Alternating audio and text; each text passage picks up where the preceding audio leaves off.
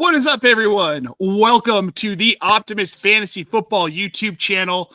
You are here for the flagship fantasy football podcast here on Optimus. I am Nate Palva, joined by my co-host, the one and only Casey Kasem. Casey, happy Thursday. How are you doing today? I'm good. I'm good today. Just, wow, it's already Thursday. Every day just runs together. I can't keep track. So thanks for reminding me what day it is. Yeah, well, it's almost the weekend, which is exciting, and also not here because it just started snowing like 10 minutes ago. Ew. I know, it's April. March is usually our snowiest month here, and we got less than an inch. So I feel like we're going to get completely screwed in April. Yeah, that'll be fun. Yay. Oh, boy. Colorado, but then the summers are great, so I can't complain. And like with summer comes football and training camp and OTAs and all that fun stuff. Gets us closer to the season. I think we're about 153 days away from first opening kick. I wouldn't know these things. I'm guessing. You. I think we're somewhere around 150. But whatever it is, we're stoked to be here, and we're going to get into it right now with kind of the biggest news right now in the cycle, because we're in April and with the draft coming up, other than rookies, not a lot to talk about. Kirk Cousins. Kirk Cousins has been retained by the Atlanta Falcons. They picked up his option for this coming season. $10 million guaranteed now, unless they trade him, Casey. He's been spotted in Cleveland. Does Kirk Cousins stay in Atlanta as a backup? Because if he's not traded, he's Penix's backup. We know this. They're going to roll out Michael Penix. He finished the season as a starter, looked serviceable, looked better than Cousins did. Yes, he did. What do you think Atlanta's move is here? Man, this is so it's hard. It's hard here. Like, okay, so if he sticks around and ends up being the backup, he's not happy, right? Okay, he's not happy. I honestly, to me, bro, just be a backup, bro. Like, Kurt, buddy, old pal, I loved you for so long in fantasy, but it's not gonna. If he gets traded to someone like Cleveland, good for him, but not good for us. I honestly don't hate him landing in Cleveland. You got Jerry Jeudy, Cedric Tillman, David Njoku, I think could be a good asset for Kirk Cousins. But that aside, I don't know that it really matters. I think he's at a point in his career, he tore his Achilles. Yeah. He came back. Yeah. That's insane that he even came back and tried to play. I think he could be mildly successful in Cleveland. I think he could be mildly successful in Pittsburgh too. There are some weapons with both of those teams. Middle of the road offensive line, probably better than what he had in Atlanta, to be honest. But I still just don't know. Is he someone at this point you're maybe willing to take a shot at in Dynasty? Like, if you're looking to grab a third quarterback, you got a deep league, you've got 20 bench spots. Would you take a shot on him? I mean, for a 4th round pick, is it worth it? God, because those 4th round picks really are so hit and miss, more miss than hit. And Kirk Cousins, he's probably going to be a miss, but you don't know. You don't know. You don't really know. I personally would not feel comfortable doing that. I'm just not. I don't feel like he might not even last the whole season. Like, I just don't see it being something that I want to have to deal with on my roster. If I have him, I'm probably holding him. Yeah. It's not worth moving a guy that might have some value for a 4th round pick. I'm probably not acquiring him, though. I'm with you. Nope. Same boat I'm in with Aaron Rodgers. I don't really care where he lands. I don't think that there's any fantasy value to that. There wasn't really last season. No, there wasn't. And it's because now the value is just getting, now it's just getting to a point where you're like, really? And as a Kirk Cousins, having him rostered in some dynasty leagues, you're like, what do I do with this guy? I guess he is good as a third, backup guy if you really need to plug him in at one point, but we're all in those leagues where we need those guys. So, So let's say he does end up in Cleveland, Casey. Yeah. How does that make you feel about Jerry Jeudy? How does that make you feel about Jerome Ford? How does that make you feel about Tillman? How does that make you feel about David Njoku? Are you devaluing them a little bit with Cousins behind center? I think I'm probably keeping them around where I already have them, which is Jerry Jeudy, for the longest time, I know last year talking about him, really wanted that to like be like, oh, he just needed to get away from the Broncos and look at it. And there were the flashes, the glimpses where we're like, okay, yeah, this is gonna but I don't know, it might bump him a little bit for me. Just depending on it just depends on if Kurt goes there and he's actually decent, right? And I just don't think he will be. That's where I'm at. I think at best he's like QB 24, 25, like very back end QB2 that if you're rolling him out week in and week out in Dynasty, you're probably losing. We got Jamie in the chat saying Cleveland won't win anyway, so let's not waste Cousins. I mean, that's a fair point. If he goes to Pittsburgh, this is what I can see the least. I don't think Tomlin wants to work with Kirk Cousins. I don't know why he would. If he were to go there, how do you feel about value of George Pickens, I'm sorry, of DK Metcalf, of Pat Freiermuth? Do you think that that's a hit to their value as well? Yeah, I do, which again sucks because those guys are talented. I think they'll still be serviceable. They'll still be good. They're just not going to be. It's going to drop them down, and so, yeah, I'm not touching it. Not right now, at least. He says, throw those headphones to the floor. So that's what we're going to do. We're going to throw our headphones to the floor right now. It looks like we're having... It's okay, though. You guys all know that I can you hear me, sir? Well, it's okay. We're going to talk about Kirk Cousins just a little bit longer, maybe? I'm not really good at this whole filling in. Who wants to talk to me? That's in the chat. All right. So, yeah, with Kirk Cousins as well. Can you hear me? Now I can. I lost my audio. I was really trying to do something fun there, but I was not. There's a reason you host this thing, and I'm just here as the second. Yeah, see, Lou said he would talk to me. I was asking anybody wanted to come fill in. So I don't know what's going on with my headphones. They dropped. But you know what? With that, let's move on. The only other real news to talk about, America's new backup quarterback behind Dak Prescott, Joe Milton, traded to the Cowboys. The only reason I feel like this is even remotely notable is because Dak Prescott seems to miss a handful of games almost every season for one reason or another. So it's likely that if Milton is the backup, we're going to see him for a couple of games. How does that make you feel, Casey? Like in Dynasty, is it worth an ad in case Dak goes down for the season at some point? He looked good in his only start last season. He was 22 of 29 for 241 and 2 touchdowns. Yeah. I think he could be worth an ad if you are if you have Dak Prescott. I had Cooper Rush for a while because I have Dak. So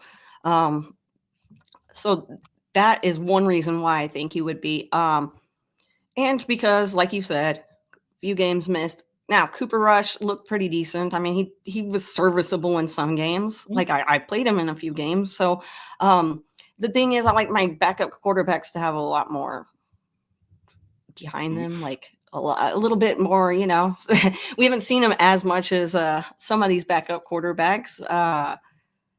But as a Cowboys fan, I am at least happy that we have a backup quarterback now with, Cooper Rush going to Baltimore and anyway. Honestly, I think Milton's probably a better option as a backup. He's more dynamic, like all around. He can do more. He can move. He can run. Cannon of an arm. He just can't throw screens. But the Cowboys don't really do that short game anyway. So that's something you maybe don't have to worry about. I've got Milton stashed a bunch of places in Dynasty. I've got him on some taxi squads. So I'm not going to move off of him. I wouldn't. If he's sitting on your waiver wire, yeah, I might grab him and stash him, see what happens. Dak gets hurt in camp. Maybe Milton starts the season. I don't know. Dak he seems like he's made of glass sometimes. And it concerns me every season because he's going to miss a couple of games. And it doesn't just hurt from a fantasy perspective. If you're a Cowboys fan, that's gotta suck. It sucks. And it sucks because he'll have a really good season and then the injury will just – last year, he wasn't even looking that great before he got injured. So Yep. Yeah. Yeah, I like what Lou said here. If your roster has space for a backup quarterback, Milton's fine. He's a great ad. Don't break the bank for him. Heck no. There's really no reason. No reason at all. Yeah. Now, there is some news not related to fantasy directly. New rules. The rules committee dropped their rulings yesterday. New rules. We got it. We got it. The biggest one, I love this. Touchbacks will now come out to the 35-yard line. This is absolutely a push to force more returns. From a fantasy perspective, in most leagues, nobody cares. But if you play in Scott Fishbowl, and that's going to be a big deal this season. You know that's not going away. Scott had too much fun with it last year. But if you're in any league that factors in individual kick return metrics and stats, this is a big deal because now those guys who you were hoping for maybe one return a game, if you were lucky, you'd get one, and it was a 15-yard return at most. These kickers are going to be trying to pin them at the 1-yard line and forcing them to return these kicks. You're going to start getting yards on every kick. Yeah. So for teams that score a lot, or teams that are playing teams that score a lot, those kick returners become more valuable week in and week out. How do you handle this, though, Casey? If you're in a league that does the individual kick return yards and metrics, touchdowns, whatever, is this somewhere where you're streaming guys? Because you're like, oh, they're playing the Chiefs. Their defense is terrible. They're going to have probably 5 or 6 kick returns in this game. I want those yards. Yeah, possibly. Yeah. It's really going to make me look at these guys that do the returns and really look into because and it's nice for fantasy. It changes the way you think about things. So I'm all for it. Well, I think it gives a bump to some rookies we're going to see coming in too. If you're in a league like that, or Scott Fishbowl, because there are guys like I think Dylan Laube from last season is a perfect example. I really like that kid. I think he's a hell of a player from a real NFL perspective. But he made the Raiders roster because he was good on special teams and he can return kicks and punts. Those kinds of guys now have some added value in those types of leagues. They're few and far between to actually find. But if you're in one of those, this rule does matter. And we're here for everybody. We're all inclusive. Now, here's one that probably does matter for everybody. Overtime equality, Casey. We have now each team will get a possession regardless of the outcome of the first possession in overtime. This now matches the playoff rules. In the event of an overtime game, if you're a fantasy manager, this is just more opportunities for points from your offensive players. And there's no way to predict this or see it coming, obviously. Right. But I like to see it too. I think it increases the competition. I've been a proponent of going to a full quarter. Play a 10-minute quarter. If you're going to give both teams possession anyway, you might as well just play the full quarter out. I feel like we'll get there eventually, but this is a step in the right direction, I think. Yeah, and it's great for you to get that extra fantasy points unless you're the people playing against. Then you're like, oh man, seriously, I would have won, but that overtime change just screwed me over. Yep. But you know what? That's hard to determine too. Yeah, so. Well, that's the fun of fantasy. Now let's go to the last one here: penalty reviews. This has it actually might have some bearing on fantasy. You get some pass interference calls eliminated, and maybe you get the yardage instead of the penalty. That just happens so rarely. Right. But from a competition perspective, it's good to see because we get tired of seeing these calls where it was either obvious pass interference or it obviously was not pass interference. Making it more competitive and just getting the calls right on the field is what I'm happy about with this one. Yeah. As soon as I was reading this, what we were going to go over, I was like, yeah, because the refs suck. So I get it. And I'm saying that as a person who's never refed a day in my life. So I'm kind of just an a-hole for saying that, but whatever. I refed youth soccer once. I don't know anything about soccer. That was yelled at a lot, which is probably payback for all the yelling that I did as a coach. But yeah, look, the refs need all the help they can get. And this is in every sport, whether with baseball, like, come on, just go to an electronic strike zone already. just get it right. You might as well. We have the technology. Where's the fun in getting things right? Then we would have positivity and who wants nothing to argue about, I guess. I don't know. But here's something to argue about. We're going to move on here to the last segment of the show, trades. We're going to do a quick market temp reading here ahead of the NFL draft, kind of a who's hot and who's not right now in Dynasty. We're going to start off with who's hot, Casey. We're going to start with the quarterbacks, Justin Fields and Daniel Jones. They're trending very highly on Sleeper right now. Justin Fields, according to the Trade Finder tool on Player Profiler, is going for like a mid to late first round in super flex leagues. He's going for a mid second in 1 QB. How do you feel about that? I feel like people need to chill out. I'm not doing that, and I wouldn't do it. So, but if somebody else wants to, if you are rostering Justin Fields and somebody wants to offer you that, I would take that in a heartbeat. I would also take that in a heartbeat. I mean, we're pretty sure he's going to be the starter, right? Yeah. Tyrod Taylor, Jordan Davis, Adrian Martinez, and the other quarterbacks. I'm going to say this. I do kind of understand the hype behind it. I'm not going to pay what people are paying to acquire him right now. But looking at the roster, you've got Breece Hall and Braylon Allen. We saw Braylon Allen kind of take a little bit of a step here and there last season. He's a little guy and he's young, but there's definitely some movement to be made with Allen. Then you've got Garrett Wilson. I mean, you've got Garrett Wilson. Yeah. He's never had a receiver of that caliber, you could argue. That's true. You could argue. So, and the Jets are going to keep him moving. Maybe he's not the best NFL quarterback, but from a fantasy perspective, I like this. I like going after Justin Fields. I do like it. I just don't like it for what they're saying is what I would say right now is if you want to acquire Justin Fields, you're going to have to be okay with this cost and just pay it, because as we get closer to the actual start of like OTAs and when the Jets don't do anything in the draft at quarterback, I think his price goes up. So the other one that surprised me is Daniel Jones. I know there's been chatter that he might be like at least in the hunt to start over Anthony Richardson when we go into camp.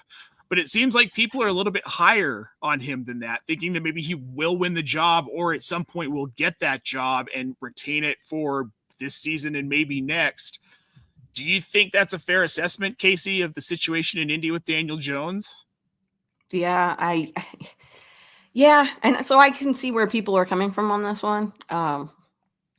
And Daniel Jones has been serviceable as a quarterback in fantasy. So if he does have that starting role, then I can see him being one of your backup, your second, third, whatever quarterback that you have on your roster. Definitely not your first, but because I have him on a few of my rosters right now, and I don't think I would move him. So if you have him, either. Yeah. Right now he's going for, depending on the league, his value is kind of all over the place. Anywhere from like a mid-second to like a pair of thirds, or as a toss in with like a second round pick and a vet, you can get Daniel Jones. I'm not paying that for him right now. I don't have faith that he's going to win that starting job, but I will say in the land of football, I think that he has a really good chance, if he does win that starting job, to be successful, because he does a lot of the same things Anthony Richardson does. They're not going to have to change that offense much if they do bring in Daniel Jones. And if Shane Steichen wants to keep his job, he might have to bring in Daniel Jones at some point this season. So now moving on to running backs, this is just gross. Miles Sanders and Jordan Mason are two of the highest trending running backs on Sleeper right now. You're there in Dallas, just outside of.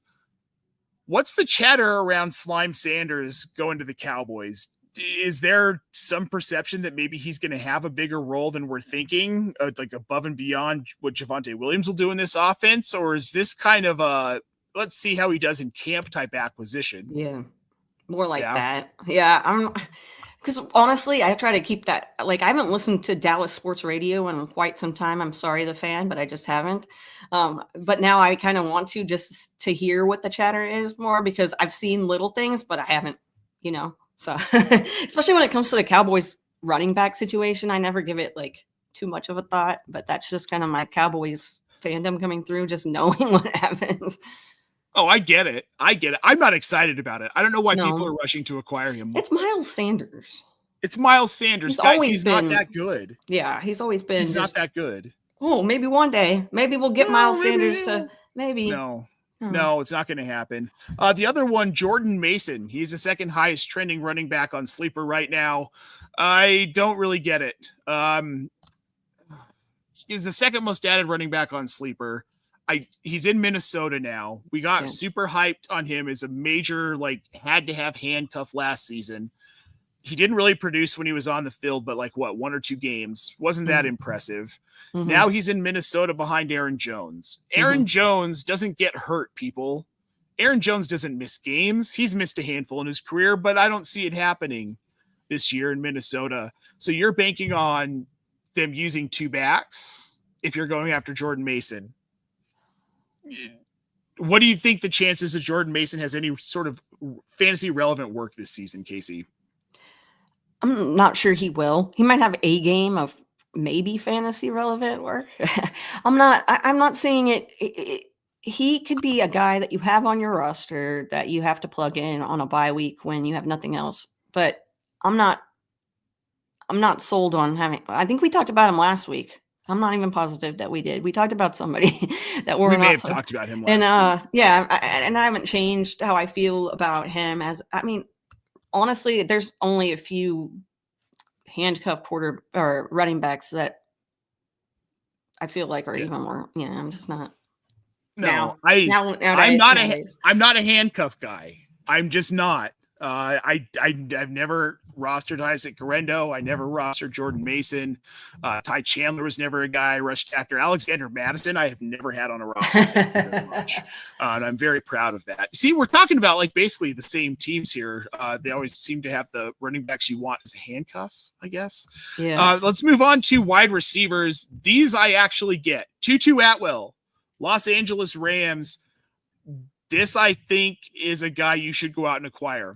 He's the wide receiver 3 in this offense in LA. You've got Puka, you've got Devontae Adams, you've got Tutu.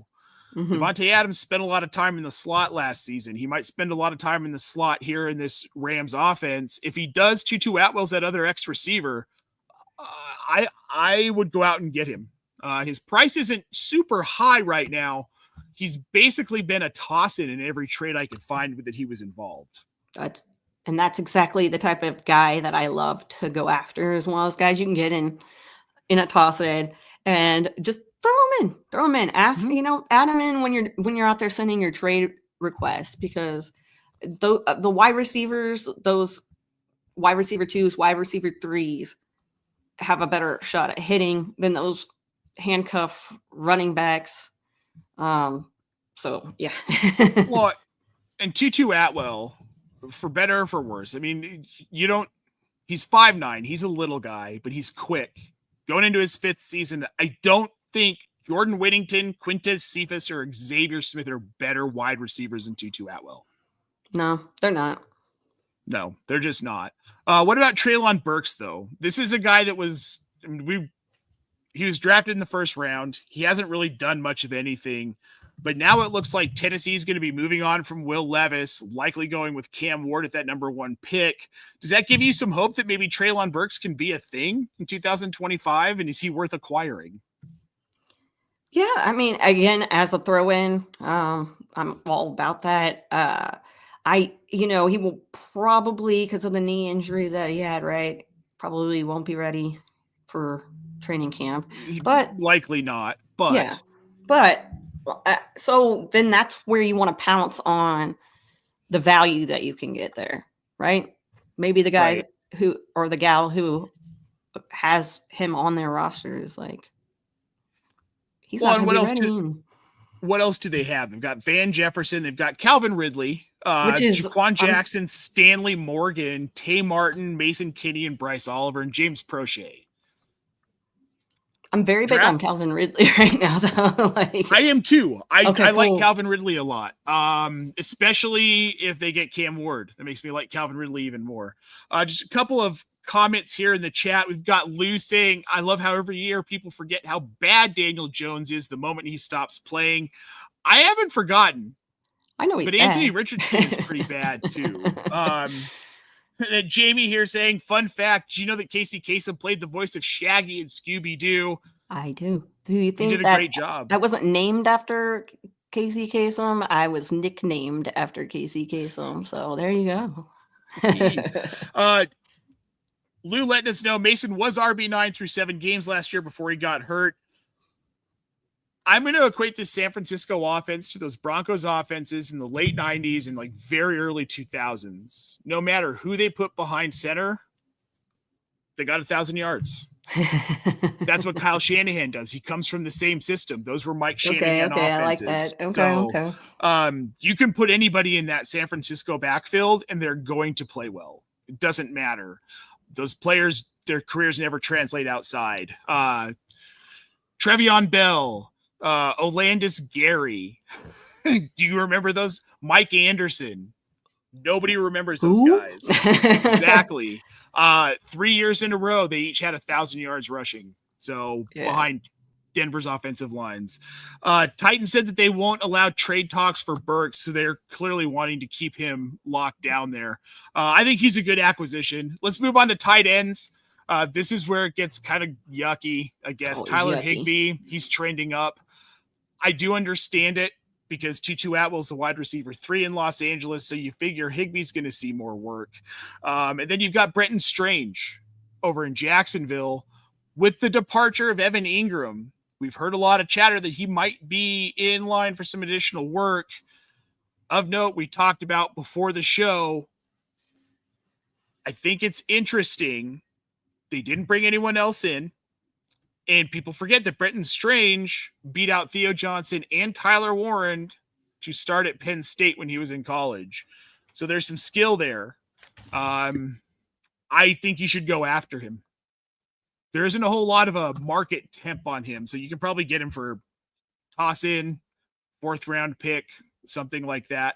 And real quick here, Jeff Maldonado pointing out Tatum Bell. It is Tatum Bell. Thank you, Jeff, my fellow Denverite. Casey, what are you doing about Brenton Strange? I mean, tight ends. Yeah. Anything past tight end 6 is a crapshoot at any given point. And their long-term value, who knows? Right. Are you acquiring Brenton Strange? I am, actually. This is a guy that I've been looking at a lot recently. Last year I was big on him. When Ingram was out, he filled in very nicely. And I do think that they want him to be that guy that is the future at tight end for them. So that's what I'm hoping and kind of going with when I try to acquire him, because honestly, like you said, not so many tight ends that are for sure are going to hit dudes every season. Right. It's like a different couple of guys that are up there mixing around. Tyler Higbee might be in there too. You know, they all like to move around. So I'm going to take a shot on a guy that looks like he has a nice, clear shot, at least in the moment, to being that guy in the offense. Yeah, other guys I'd be looking at too. Cole Kmet. I think Cole Kmet's a guy who's worth looking at. Will Dissly. I think he could be in line for more work again.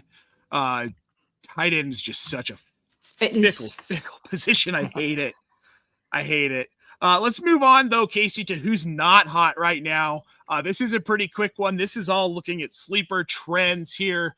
Anthony Richardson, Will Levis, they're falling off a cliff. I would be moving these guys ASAP. Yeah. Will Levis is probably too late. I don't know that you can really get anything for him now with the chatter, but it's going to be better. And I'm realizing I didn't finish updating that guy. We don't have all of our cold guys here. I'm going to run through the guys that I do have Nope. I totally screwed that one up. I didn't. Well, that was fun. If you couldn't tell, I didn't look at the last part until like 2 minutes. Yep. I looked at the first part of the show sheet. I'm not. Yeah. No, it's fine. It's fine. I had my in-laws coming over. I got a little bit distracted there towards the end of finishing up the graphics. It is what it is. Those are guys that we like, though. Those are the players who are hot. That this is going to change a ton. Once the draft hits, the market's going to completely change. We're going to have Will Levis will literally become valueless. You won't be able to move him, so move him now. Guys like Tutu Atwell, if the Rams go out and pick someone up in the draft at wide receiver, you can see a ding to his value as well. We need to see what happens in Pittsburgh at quarterback. There are so many things that are out there, but for right now, look at these guys, make some of these moves we talked about. That's what makes it fun. That's what makes it fun. Right. Is trying to like think what's going to happen, like trying to predict what's going to happen. I know it's not all just knowing this stuff. It's like you're going to have to predict. Like sometimes we're right, sometimes we're wrong on our predictions. Exactly. But the thought process is there, homies. Yep. No, we are here every week to update these dynasty values too. And we're playing in these leagues and we're taking our own advice, I promise. If you follow us on any sort of social media, you would know that. But Casey, that's going to do it for us. But before we get out of here, everybody, through April 5th, you've got 2 days. Get over to SundayDreamersClub.com, 20% off all of the fantasy football merch. That stuff is just freaking awesome. It's great. There's check my that shirt right here. Yes. The only way to run the waivers, guys. It's the only way to run the waivers. Go out and get those shirts. Let all your friends know. You might meet some people in your neighborhood that you didn't know loved fantasy football because of your shirt. Yeah. It's a conversation starter. Yeah. And after you do that, guys, head over to FastDraft.app. Check out this app. It's awesome. It's best ball. They're really fast drafts, like it says. 20 seconds per pick. You can be in and out of a draft in 5 to 10 minutes. I've done a bunch of them already.